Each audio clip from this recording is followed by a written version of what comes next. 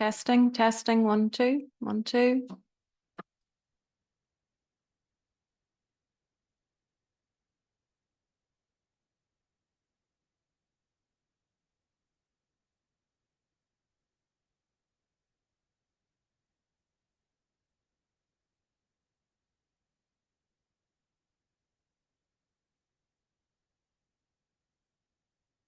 We're good.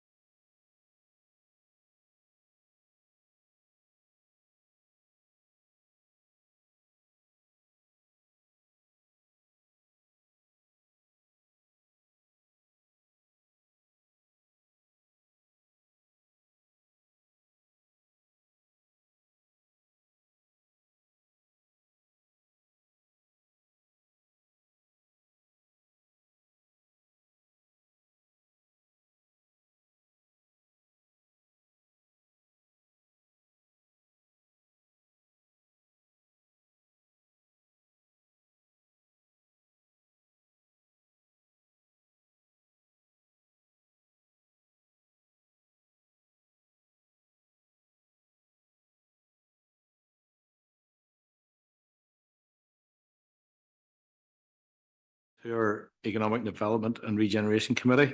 Can I please remind you that when speaking to your microphones, you need to wait to see yourself on the screens. I think you all know this by now, but so that the live feed can be picked up and pick up your comments. If you speak before your image is projected, those listening on live feed will not hear you. This is obviously particularly important in the case of vote being required. Can I now ask ICT to confirm that we have begun live streaming? Okay, thank you. Good evening, members, and welcome along to our committee meeting tonight. And we're good to see each one here in the chamber. And we're just going to go straight into agenda item 1. Apologies. I've just received one from Councillor Mulholland. Is there any others from the floor? No. Okay, members, thank you. And our declarations of interest, if we're all in agreement, we'll just take those as we go through, unless the members, if any, they want to declare now. Okay, we'll take them as we go through.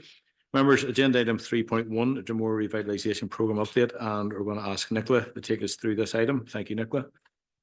Thank you. Sorry, 1 second. I see a light on here. Just want to come in. Okay. No, go ahead. I thought it was a apology from someone.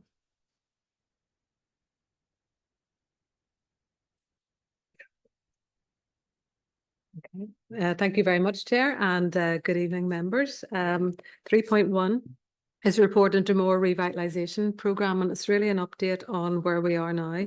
There's 2 parts to the recommendation, and we're recommending that members note the current Dromore revitalisation programme update and agree to a new proposed programme of works up until March 2025. So the idea is to make sure that we keep the funds for Dromore and in Dromore.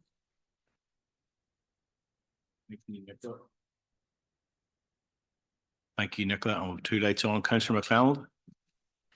Yes, indeed, Chair. Thank you for letting me in, and thank you to Nicola for the report.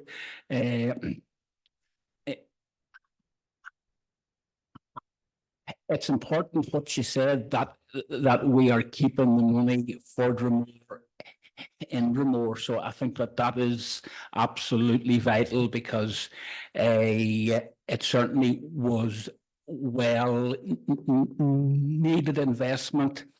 And in terms of the underspend and in terms of the next steps, I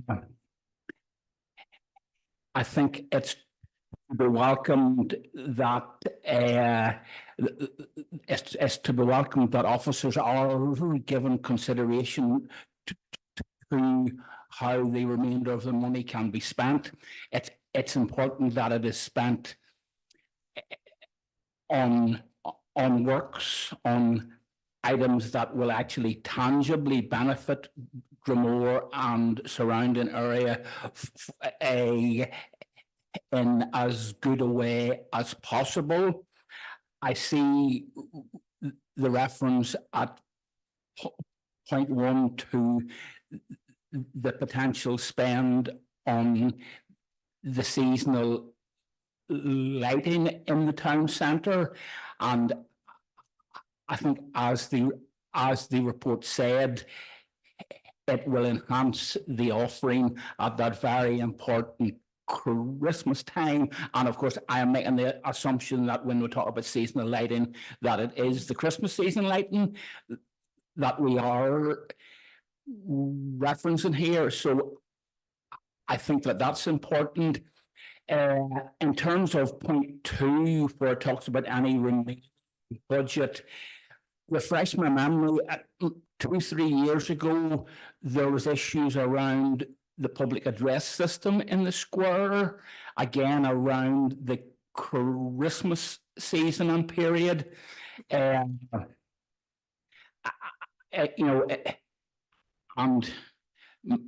unfortunately, my memory fails me in terms of whether that problem was completely sorted out, but certainly it strikes me that it's that type of item that needs attention, because look, we have one chance here, and I'll finish by saying that I suppose repeating myself, Chair, but that this underspend, it needs to be put to the maximum use for the maximum use of Dromore. Thanks, Chair. Thank you. And Councillor Savage?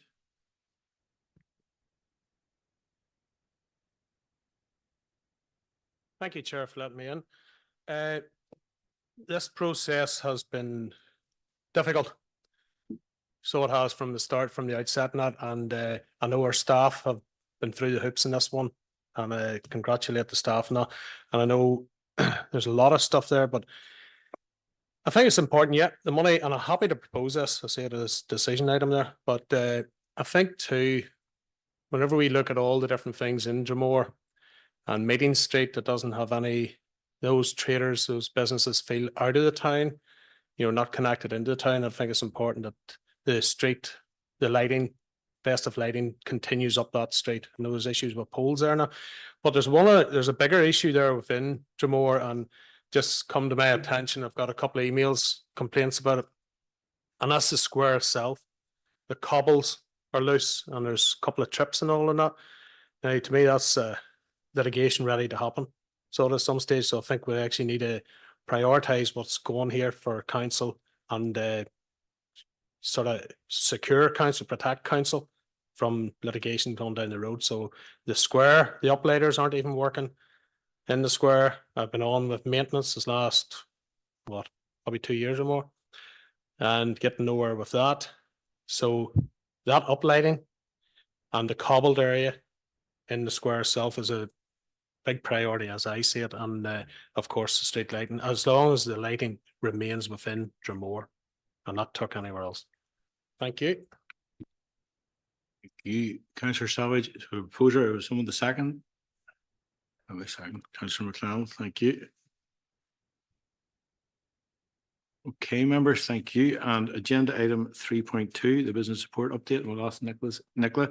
It's an information. We'll ask her to just give us a brief on that. Thank you. Thank you, Chair, and just wanted to very briefly outline some of the key successes within economic development for this council.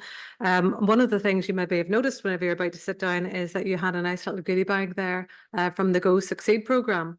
The Go Succeed programme, we're relying on you and everyone else, our enterprise partners, to go and spread the word about this great programme that is available to businesses. And we're very excited about it because it's the first time that we as a council have had the opportunity to really support businesses from pre-start right through to growth and scale up, and moving on then towards the innovation chain as well. So we're very excited about it, but we need you to go, and whenever you're talking to your constituents or whenever you're out in the town centres talking to businesses, let them know this programme is there and it's available for them. The Go Succeed programme, it's all about supporting a business from any stage that they're at. And previously, members of the committee that were here in previous years would remember that the old Business Start programme was all about getting businesses started. And then we always said as a council, it would have been lovely to be able to see if we could get people to grow and to develop and even to give out grants. So we have that now under the Levelling Up Fund. And I would encourage you to go out and to talk to your businesses and get as many taking part in that as possible. It's a really good news story. We've got lots of people applying for grants, lots of them being given out. So it's really something we want to shout about and to get as many applications through as we possibly can. Thank you, Nicola. And Councillor Alexander.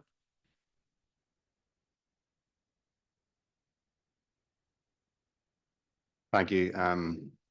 Thank you, Nicola, for the report. It's just in relation actually to something sits within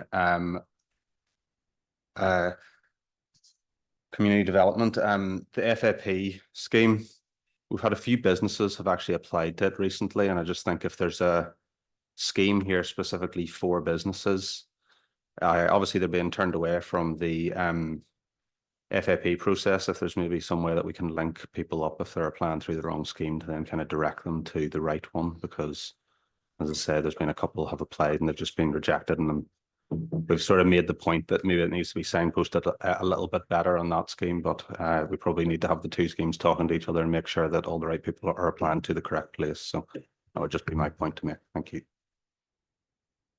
If I could come in on that, Chair. Yeah.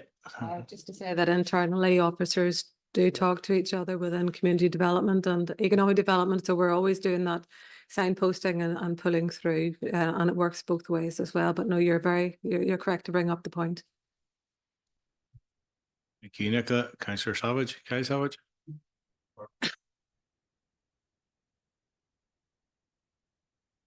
Thank you, Chair. Yep, all these Go Succeed programs, brilliant and all that. It's great to see them here. Measuring outcomes of it, as I like to see, you know, is there much of an uptake at the moment on that, or when, or can we get furnished with those figures going forward on a regular basis just to make sure everything's working properly as it should? Thank you. Okay, Nicola, yeah, thank you. Sorry, I forget this new system when I'm meant to speak and when I'm not. Yes, it's being monitored as we go along. We've been giving out, I think, in the region of 80 grants so far, but we will be coming quarterly as part of the business plan process to update you on progress of Go Succeed. So it's all good news so far. Thank you, Nicola. Yeah, it's good news to hear the uptake on it. Councillor McElrath.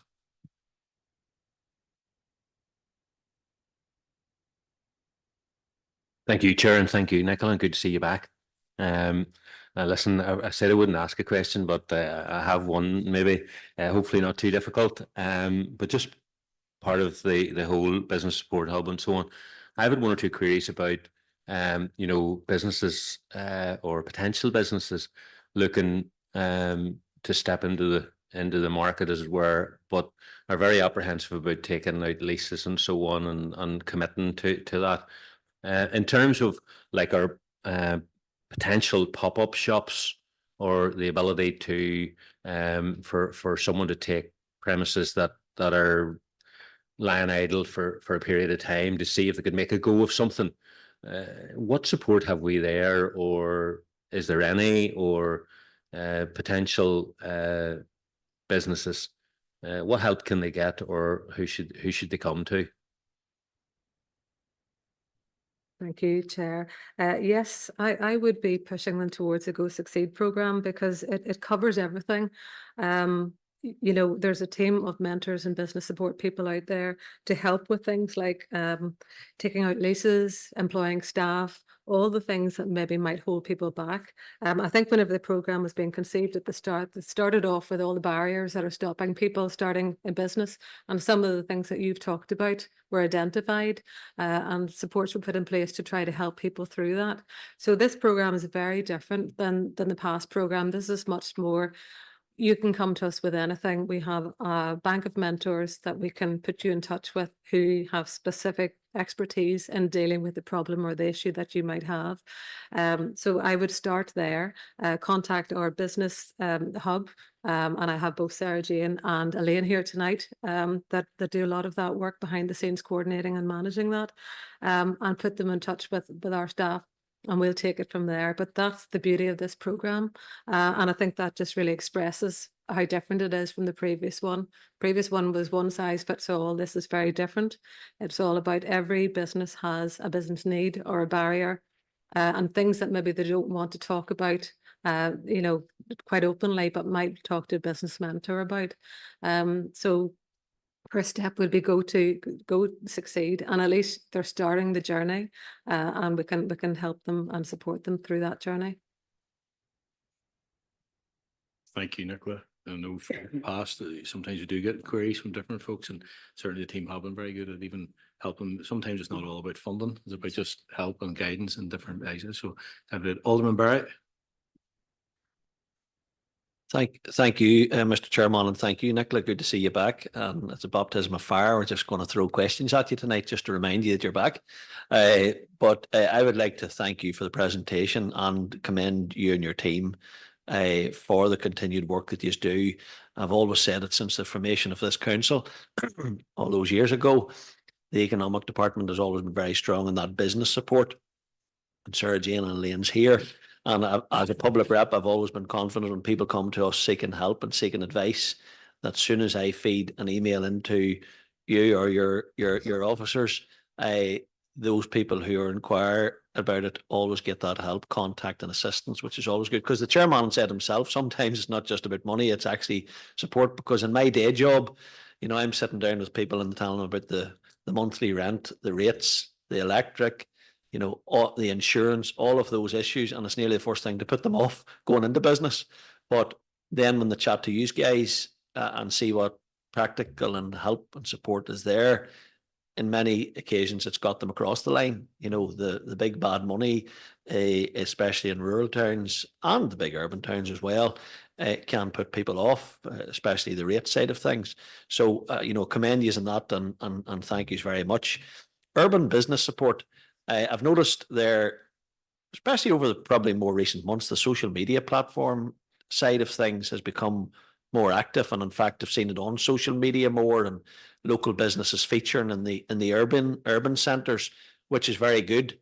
But as one from a rural business support side of things, I think it would be good if we could mirror that and see if something could be done for that for all the rural towns across the ABC, because they're the lifebone of our local economy.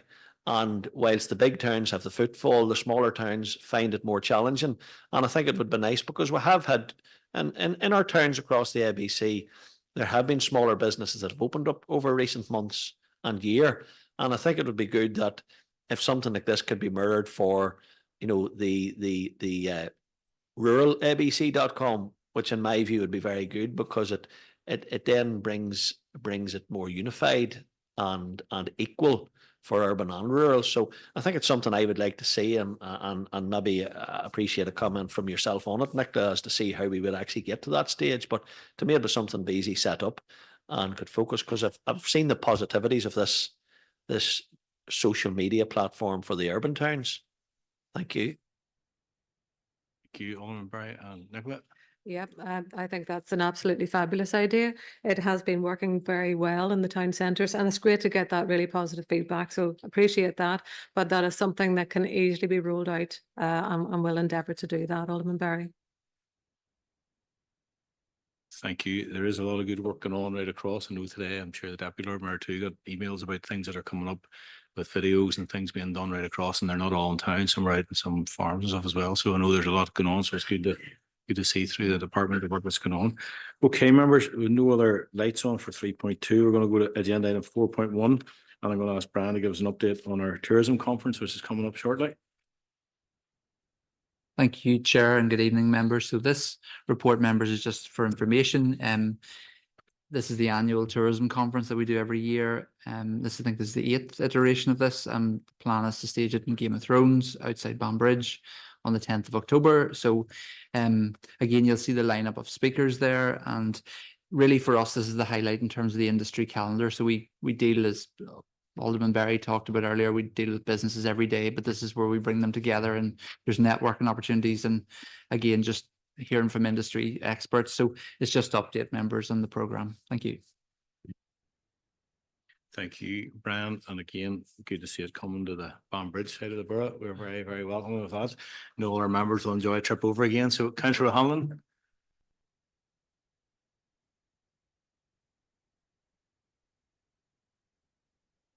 Thank you, Chair, and thanks, Brian, for the report. Brian, at some point, would it be possible maybe to get Game of Thrones to come in and give us an update as to how things is going on out there? It's just struck me that we did see a pile of publicity with them at the start, and that seems to have drifted off. So I'd be keen to see how they're getting on out there in terms of visitor numbers, etc. Please, thank you. Thank you, Councillor O'Hanlon. Brian, Thank you, Councillor O'Hanlon. I think the director and myself have been out quite a lot recently with them, and I think there's a lot more positivity around it. Numbers are up this year, about 30%. And again, I think they have a number of their investors over later in the year. So they're kind of keen that the message is out that they're here to stay, and again, want to grow the business. So it's very positive, but I'm sure they'd be delighted to come in and give an update. Thank you. Thank you, Brian. Certainly that seems to be the way it feels when over in Banbridge. There's definitely a lot more. We were talking about this earlier. Buses continuously going in and out of it every day, and quite a large number than it used to be, which is great to see. Thank you, Brian. No other lights are on for that. So 4.2, Again, Brian's going to take us through this. It's another information item, positive news.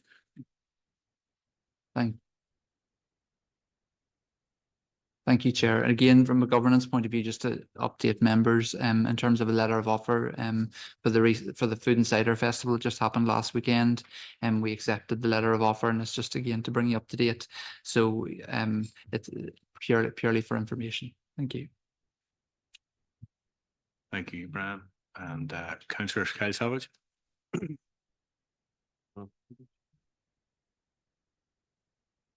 Thank you, Chair. Brian, just on that, I had the pleasure of being in Banbridge last Saturday at the Sundown Market. So I must congratulate your team on what they've done. There's Clive, Jane, Joanne and Fiona, I think there. But fantastic turnout. So it was okay, the sun was shining and that, but the work that you see the staff putting in, our team putting in, is phenomenal, and congratulations to them for what they've done. I think it was over 2,000 people out and around that. So it was a fantastic event, and look forward to having something in Lagan River. I think that's the only day you don't do anything in now, but sure, we'll come back to that at a later date. Thank you, Chair. Councillor Savage must have missed the first item the night. He spoke on it, but it was quite Dromore centric there. But there's a wee song about, is it in Frozen? Never enough, never enough. I'm not sure if that's the song, but we'll bring in Councillor O'Halloran here. Councillor O'Halloran.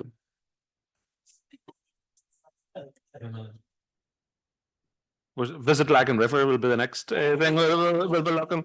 Look, first of all, can I just you take the opportunity to add my thanks to Brian and the team in relation to the Food and Cider Festival in Armagh at the weekend.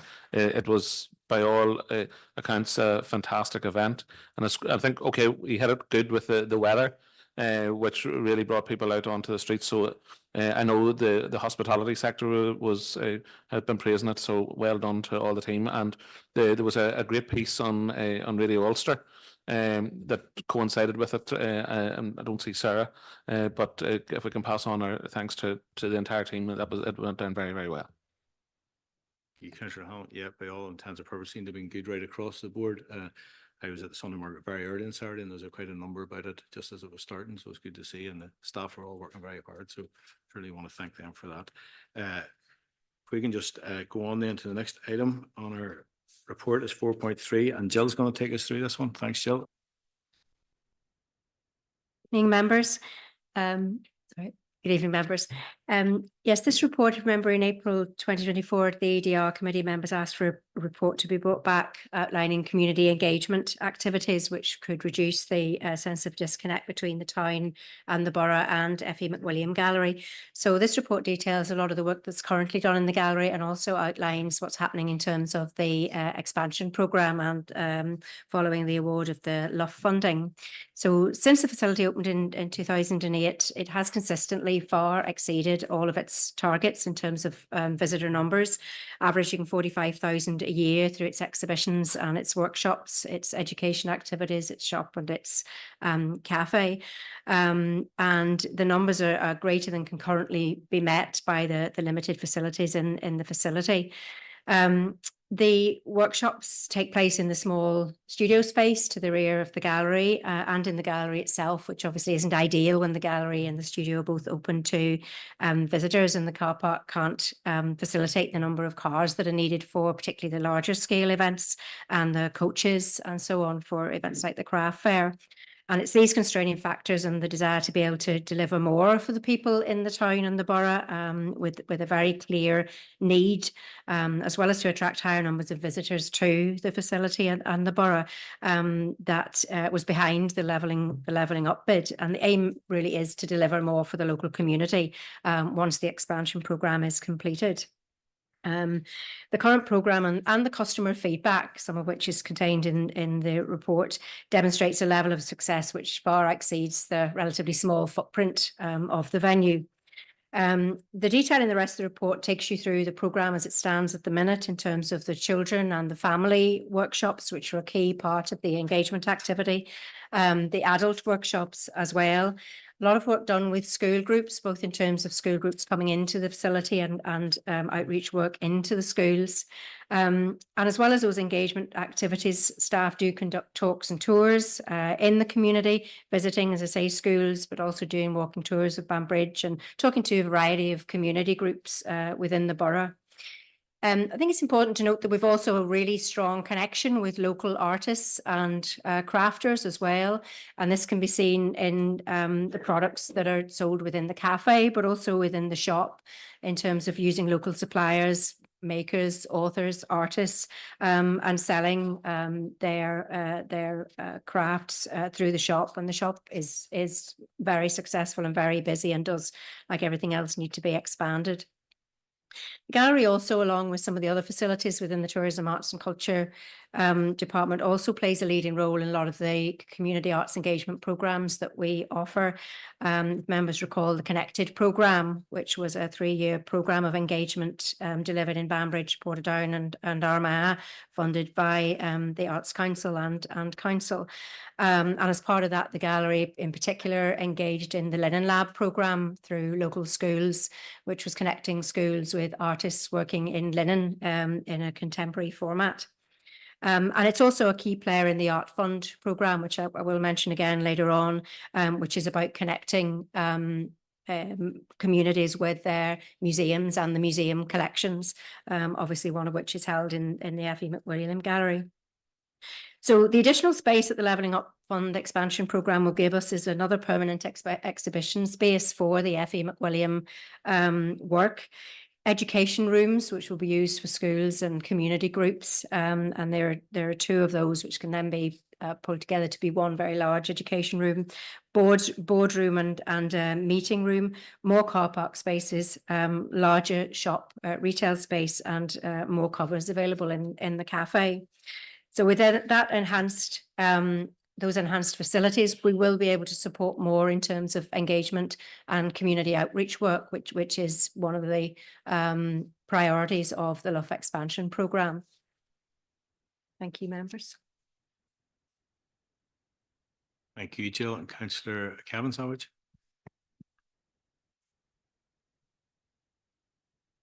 Chair, thank you for letting me in. And firstly, I'd like to thank Brian and Jill for the report. I suppose I was one of the ones asked for this back in the day. And I suppose the figures are really, really good, particularly in terms of the school visits and the children's workshops. And I suppose it demonstrates the value of having the F.E. McWilliams in Banbridge. And I suppose also looking forward to the work that I think is going to commence in October. So it should be a fantastic facility when it's finished. So just thanks to Brian and Jill for providing these figures and the data. Thank you, Chair. Thank you. Yeah, I think it'll be good that the education piece can have its own space, and because there's always sometimes competing with the gallery space, Councillor Lavery.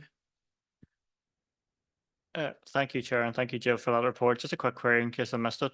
So you just mentioned that maybe begin the work in October. When's expected that our new facility or renovated facility expected to be open by?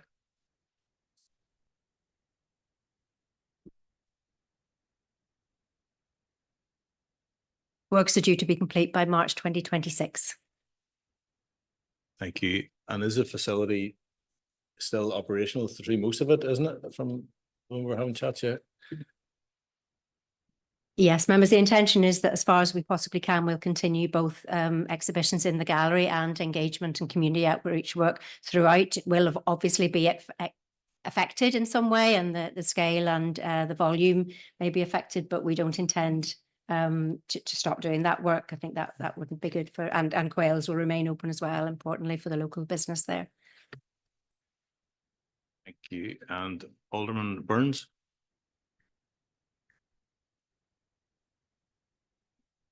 Thank you, Chair, and thank you for the report. I was just going to ask, when the gallery is extended, will there be the opportunity for local artists? And when I say local artists, people within the borough, to display their works. I have had a lot of people artists from Banbridge and surrounding area who would like to display their work, but there doesn't seem to be the opportunity for that at the moment, and perhaps at some stage they'll be able to do that. Thank you. Thank you, Alderman Burns. Jill, let me bring you back in on that. Hello, yes, certainly. Artists from the Borough and from Banbridge have featured quite strongly in the programme over the years, and I think there's more room for that. I think particularly in relation to group exhibitions as well. So where an artist may not be at the stage in their career where they can hold a solo exhibition, that they may be part of a group exhibition, and there will be more flexibility to do that as we go forward. And I think it's something that would be a priority for us.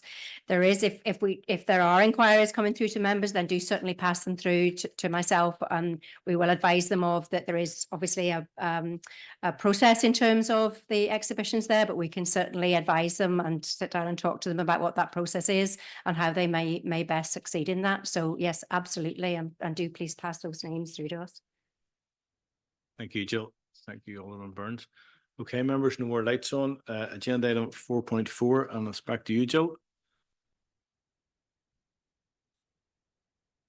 Thank you very much. So members, this is just the first quarterly report of the year in terms of the activity and outputs from the Tourism, Arts and Culture Department's facilities. And just to go through the facilities one by one, if you bear with me, but the detail is very much in the report, so I don't intend to repeat all of it. The Armagh Craft Fair, I just wanted to make mention of as one of the key features of the Marketplace Theatres programme. And once again, that's important in terms of the programme in relation to the connection with our local creative industries and our craftspeople. It's a really important event in the year for them, and showcases the high quality contemporary and traditional craft and artwork that's being produced both within the borough and by artists from across Northern Ireland and beyond. This year's event, after 12 years, was the largest that we've ever delivered and the most successful. Over 2,000 people visited the event in that afternoon, which is a 10% increase on the previous year. And there were 55 stall holders, 23 of whom were new businesses taking part. The visitor feedback was very good on that, both from the people who actually visited the craft fair, but also from the people who took part in it, which is important as well in terms of the importance of it for their businesses. And it's not just necessarily people purchasing things on the day. They would also benefit from a lot of commissions and people following it up with online sales after the craft fair itself. Moving on then just to Armagh County Museum, which had 2,300 visitors in this first quarter. The High Days and Holidays exhibition was a particularly popular one, with Humpy the Camel proving a delight for those who actually remembered Humpy being in the street. So that did attract a lot of people and a lot of children as well who had never seen him before. And also worked a lot with the schools. So the museum delivers workshops for schools right throughout the year, and we'd almost 500 school children engaging in museum activities in this period, and also workshops delivered for adults in the Paint and Sip series. The Effie McWilliam Gallery, just again in this quarter, had over 11,500 visitors and a full programme of workshops suitable for adults and children and families. And school groups as well, visiting the gallery, with over 170 pupils attending during the period of the report. The Love Project, just to note that we are at the stage of invitation to tender at the moment, with tenders due in on the 20th of September, and work due to take place, as I mentioned before, between November 2024 and March 2026. I've spoken about the theatre's main feature, which was the craft fair. So moving on to Moneypenny's Forge, I just want to make note at this time for members that unfortunately, due to a period of absence by the blacksmith at Moneypenny's Forge, who is a lone worker, the forge is closed until further notice, but will reopen as soon as we possibly can. So that has gone out on social media, and we are dealing with any inquiries coming in for that and taking bookings for period in the future. But the forge itself delivers engagement opportunities for both communities and commercial organisations, and it encourages people to learn more about the heritage craft of blacksmithing on a one-to-one basis, and is unique in that regard in terms of a heritage offering. The Navan Centre during this period had over 14,000 visitors and sold 6,000 tickets for its tours and events, and introduced a new self-guided tour that included the new exhibition, which I think members will recall opened in March of this year. It also works very closely with schools, both within the borough and beyond, delivering engagement activities based on the curriculum for 4,374 people during this the period of this report. Just to note then on the community arts side and our active community arts programme, the Traditions for the Future programme came to an end during this time, and the celebration was held in the Marketplace Theatre at the end of August. Kilcamaine Community Centre, the Legahorry Health Centre and Accagallen Community Centre were all engaged with that project in a co-creation engagement project working with 3 artists, and the exhibition that they produced was quite wonderful in terms of the quality of the work and what they had all gained from taking part in a project like that. The Art Fund UK Going Places programme, which I mentioned briefly previously, the whole of the Arts, Culture and Heritage team are engaged in the development of the funding application. We are submitting our own project and budget through Art Fund UK, and they are then submitting on behalf of 12 networks across the UK to the Heritage Lottery Fund. We should find out about that funding in January, with work starting in June if we are successful in that. We are working in partnership with the Open Eye Gallery in Liverpool and with Aberdeenshire Museums, and we're developing a co-curated programme which is about engaging hard to reach groups within our local communities with museum collections and the museum programmes. Thank you, members. Thank you, Jill. There's a lot in that report, but I was just looking down at there. It's quite great to see a lot of the feedback and the good comments that are coming in from folks, which is very good. Alderman Baxter. Thank you. I was going to call you Lord Mayor there, but you're not any longer. Chair, and thanks for the report, and it is quite extensive, so it's good to see it in front of us. Just on a quick point, and I do know that you had said about Moneypenny's closing there. Just to send our best on, I think, as a committee to Johnny, who's going to be off now for a couple of months, and obviously it's not the sort of road that you get backfill or go out for. Like it's a dying art as it was, and I suppose there's not too many people able to do it, so it's understandable that facility has to close down for a few months or whatever. But I would just send on our best, I think, from the committee, maybe to Johnny, because it's excellent work he does, and the work he does in the community and the kids, especially when I've seen him interacting with them in schools and stuff when he's been there, and very, very good. So just pass on our best. Thank you. Thank you, Alderman Baxter. I'm sure that can be done. Thank you. Okay, members, agenda item 5 is correspondence, and there are no items of correspondence tonight. Can I seek a proposer and seconder to go into committee? Councillor Alexander, Councillor Michael. Members and online viewers, in accordance with the Schedule 6 of the Local Government Act, we will now be moving into a confidential session of the council. This means that we will be turning off the public feed of the meeting. This will be returned when the meeting is restarted. Can I ask ICT officers to please turn off the feed?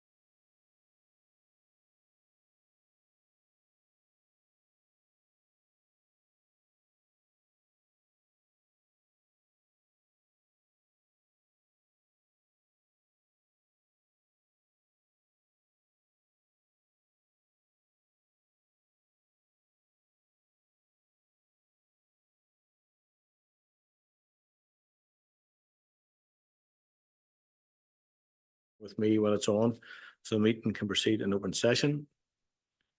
Okay, members, we're now just have a proposer and a secretary to agree the recommendations made in committee.